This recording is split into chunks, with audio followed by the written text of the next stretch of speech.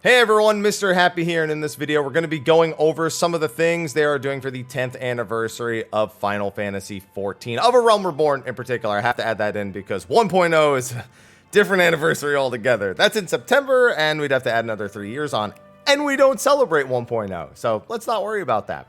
So they're doing two major things for the actual event on August 27th. We're doing our usual Rising event, and also doing the Moogle Treasure Trove event as well. So this is a special Moogle Treasure Trove. So normally this is where I break out into the part where we go, oh, well, 28 days from this is when the patch would be.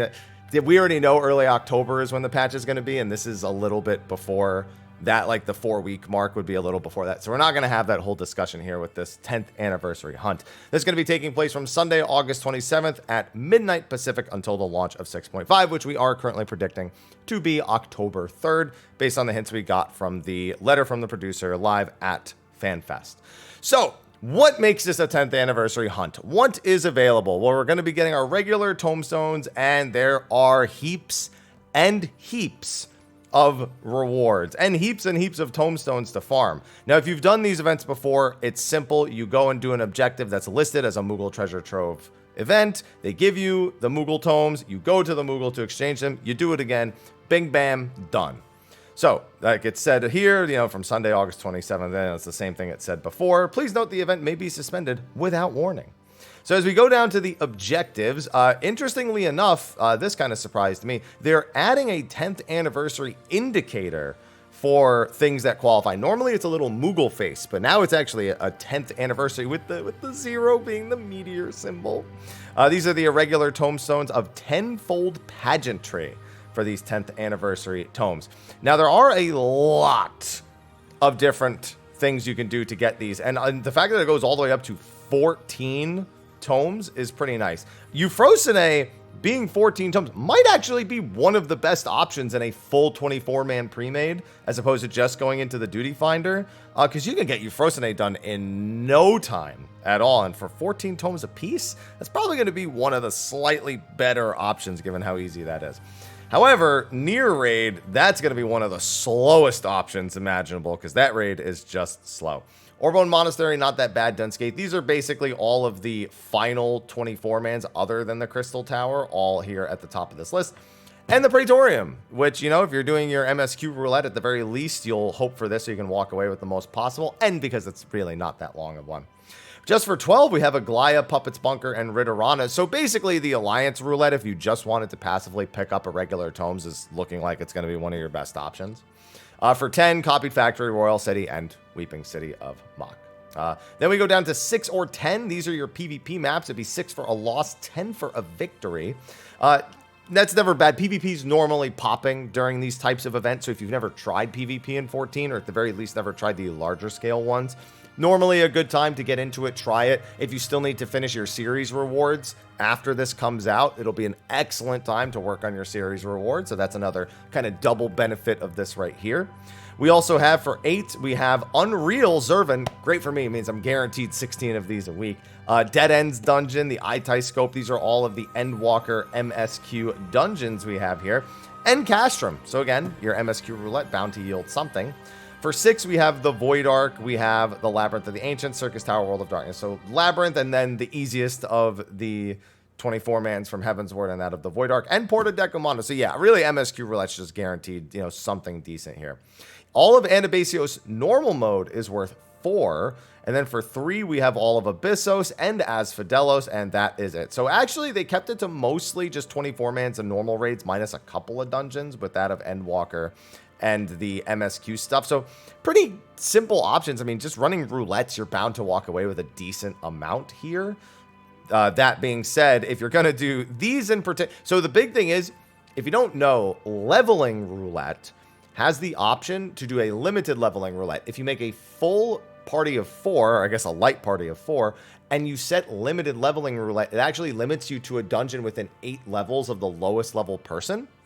So if you have a full group of 90 and you do the limited leveling roulette, you can also guarantee on that, you get this. Honestly, it's a leveling roulette, so it's not the greatest thing. But if you still need tomes for like the Manderville weapon or something on top of that, again, and there's another way to double up on objectives here that you can work on multiple things at once. Now, what can you spend these on? of course. That's going to be the thing that everybody wants to know. You can spend them in these 3 locations, New Gudrania, Ul'dah, and Limsa Lominsa, right next to the Aetherytes of each. First and foremost, the 10th Anniversary Framer Kit. We saw this at the top of the sheet. That's only 10, but there's a lot of rewards here that cost 100. For one, the Fat Cat Parasol, no doubt going to be one of the most popular items that you can get here. The Warrior of Light card. Now, I don't remember what the other method of obtaining this is, but I'm fairly certain this is one of the normally tournament exclusive cards for a Triple Triad. Now, these aren't used for any achievements. These are kind of like the premium cards of each of the Final Fantasy heroes from across the franchise, and some of them are pretty easy to get. Some of them are kind of ridiculously annoying to get. I think the Warrior of Light one is one of the more annoying ones to get, but I don't remember. I think it's a platinum pack card, but I don't. It's been so long since I've tried to collect them that I really don't remember all that well. But that's a good pickup. I mean, it doesn't help with any of the achievements if you don't have those, but at the very least, you'll have that. Modern aesthetics both ways, you know, hairstyles. I don't even have the esthetician unlocked. I'm not even going to try to sell you on that one. Samurai Barding, 100. All the different ballroom etiquettes. These come from a lot of different locations. This one, Shiver, probably one of the most important ones. I think we've had this from these events before, but Shiver is normally gotten from Pagos, and it's kind of annoying to get. So that's why that one is 80 above the rest. Excessive petticoat. See, these sweat. Oh, I forgot about that one as a whole because I don't use these. The high five. Okay. Sweep up. Very popular one. The sweeping one.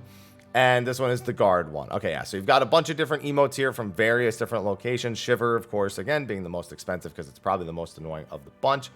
The Fey Gwibber, the Big Shell Whistle, that's just for Big Shell. Still waiting on the Red Crab equivalent or even the Dark Helmet equivalent of that. Tyrannosaur, that's of course going to be from Animos normally. Disembodied Head Resonator, this is from Palace of the Dead normally. Not that hard to get, to be honest. Not something I would recommend spending points on unless you plan on having extras anyway.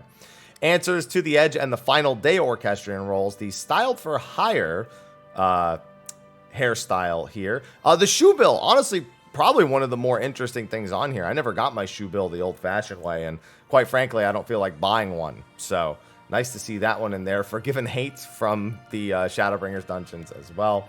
You have the Verdant Partition. You have all the Stormblood Kamui. So if you've never gotten all the Stormblood mounts from the Extreme Trials, this is a nice, easy way to get the entire collection, so you can grab the bonus mount from having all of the Stormblood mounts. That's something you might want to put your time to a little bit.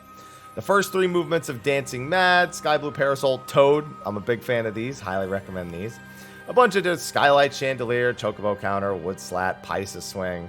These things now we come down here are not like as desirable or hard to get, but you could get them if you had some spares, you know, the Paisa Passeteer, the Thread Puller, the regular Fat Cat Minion Treasure Box.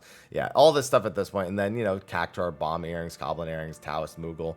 Some cool stuff at the bottom, but nothing too crazy. But yeah, a ton of rewards to fill out collections if you're someone who doesn't have some of these things, or you're someone who, of course, doesn't want to miss some of these things, like that Fat Cat Parasol. But you'll have plenty of time, probably about 5 to 6 weeks in order to get this done, since, again, it's starting a little earlier than we would have expected with our patch prediction. And yeah, plenty of activities to do, so you can definitely get to a lot of double ups. Really, really good iteration of the Moogle Treasure Trove. Looking forward to that. However, that is not the only event that you have for this patch. We also have The Rising, which is our yearly celebration of the anniversary of the game, and obviously this is the 10th anniversary, so it's one that matters a little bit more. Now, I doubt the event is very involved because it just hasn't been. We've had a few really cool risings in the past. I don't think this one's going to be any more than, 10 to 15 minutes of talking, getting some dialogue, Yoshi P coming out saying he's thanking us, blah, blah, blah. But it's always very heartfelt and touching, so good to have. This will be available at the same time and also be available until the launch of 6.5. That starts at level 15 in Ul'dah at Kipijakya. It's around the place where it normally begins anyway. And our rewards are the actual Rising Phoenix Whistle. So that is the actual Phoenix model from turn 12. Now, because that is a boss from Coil, it's probably worth going out of your way to do Coil before this begins. with the 10th anniversary being a thing, you have to remember that Bahamut is largely the thing that ushered in A Realm Reborn. In fact, he is the entire thing, story-wise, that ushered in A Realm Reborn. So them giving us the Rising Phoenix mount and knowing what I know about the lore of the Phoenix and the story of the Binding Coils, probably worth going out of your way and doing the Binding Coils if you have not, and watching all the cutscenes before this event comes out.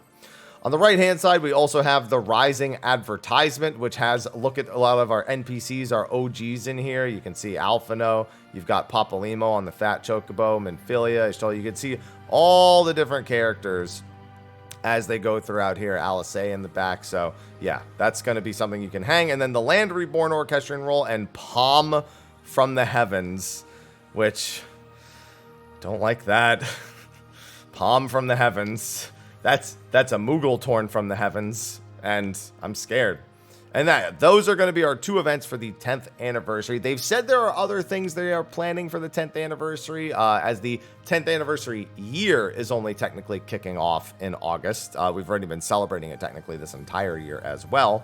But tons of things for you to look out for on August 27th. Things that are some are going to require a little bit of time, some you can get right away, but all the same, lots and lots of stuff to add to all of your collections. So with that, that is going to be a wrap for this video. Be sure to like, favorite, subscribe, and share. And yeah, I'll be keeping you up to date on everything 14 as we get more news. Probably won't have much more news until end of September-ish, before 6.5, with our live letter. But all the same, I'll keep you up to date. Anyway, thanks for watching. I'll see you in the next one. Until then.